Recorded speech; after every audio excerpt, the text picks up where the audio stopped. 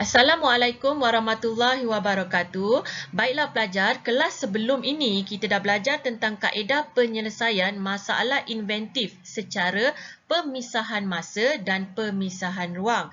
Kali ini kita akan sambung topik kita dengan prinsip inventif.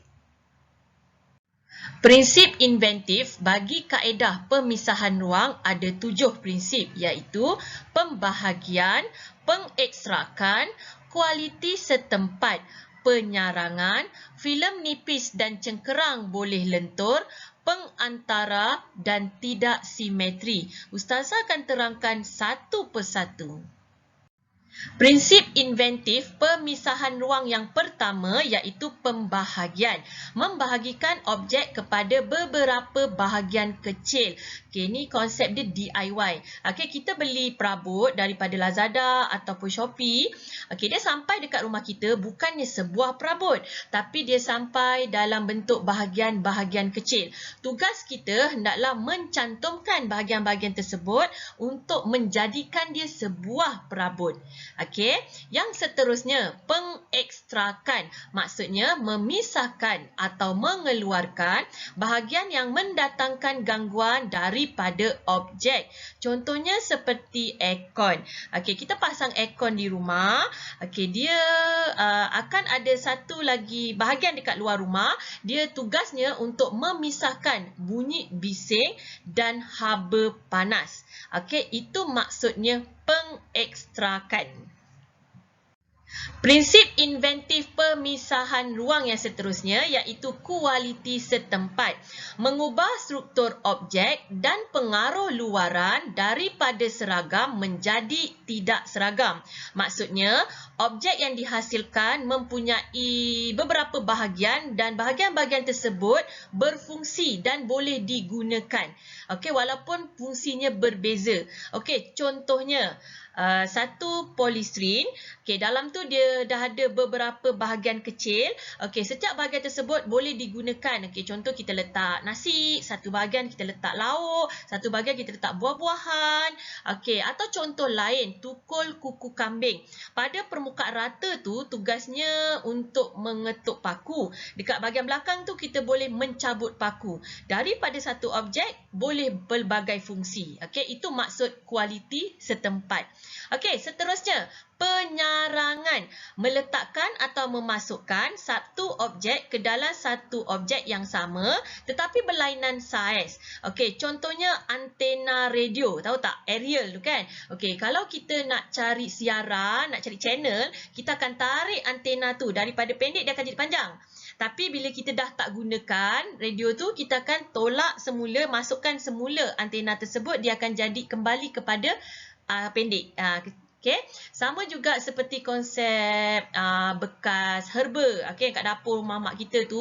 Okay, seperti bekas untuk letak serbuk cili, okay, ataupun tapawir. Okay, contohnya saya ada satu tapawir bekas 4 segi. Okay, 4 segi sama. Okay, daripada saiz yang besar sampai ke saiz yang paling kecil.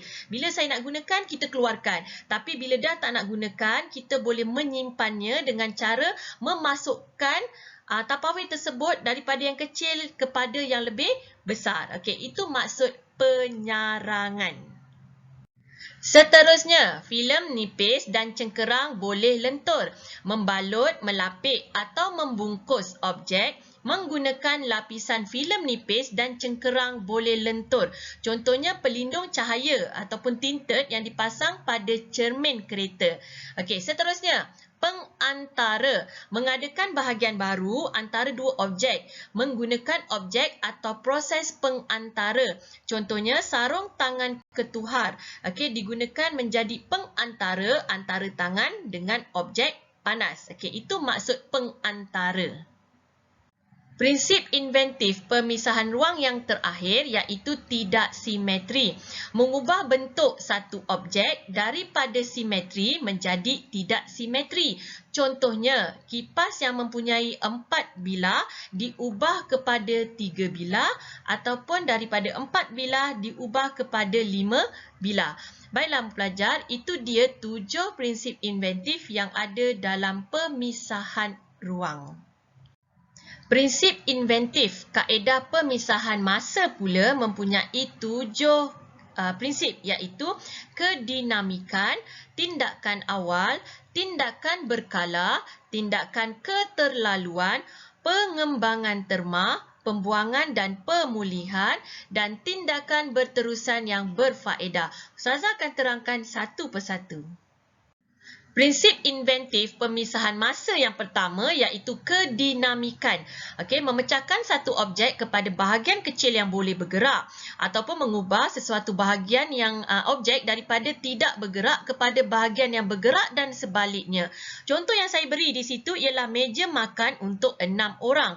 Boleh dibesarkan dengan menggerakkannya menjadi meja makan untuk 8 orang.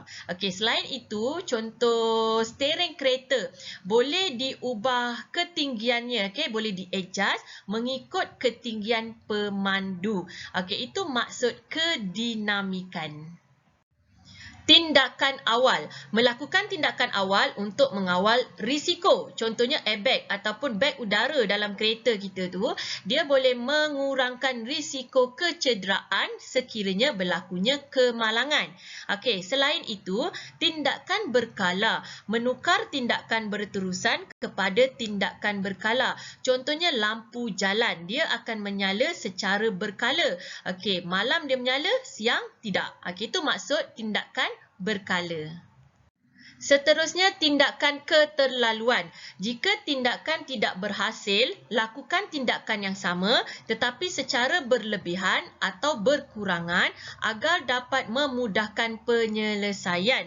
Okey, konsepnya seperti tabur gula pada donat. Okey, kita buat tindakan sama, kita tabur gula, tapi jika kita nak manis, kita lebihkan gula. Tapi jika kita nak kurang manis, kita kurangkan gula. Okey, itu maksud tindakan keterlaluan. Okey, baik. Seterusnya, pengembangan terma. Menggunakan prinsip pengembangan atau pengecutan terhadap sesuatu bahan. Baik, yang seterusnya, pembuangan dan pemulihan. Membuang bahagian yang telah menjalankan fungsinya. Contohnya, kapsul ubat. Yang terakhir, tindakan berterusan yang berfaedah, iaitu menjalankan sesuatu kerja secara berterusan. Contohnya, mesin pelelas. Baiklah pelajar, itu dia 7 prinsip inventif bagi kaedah pemisahan masa. Baiklah pelajar, cukup sampai di sini dahulu kelas kita pada kali ini. InsyaAllah kita akan jumpa lagi dalam kelas yang akan datang. Assalamualaikum warahmatullahi wabarakatuh.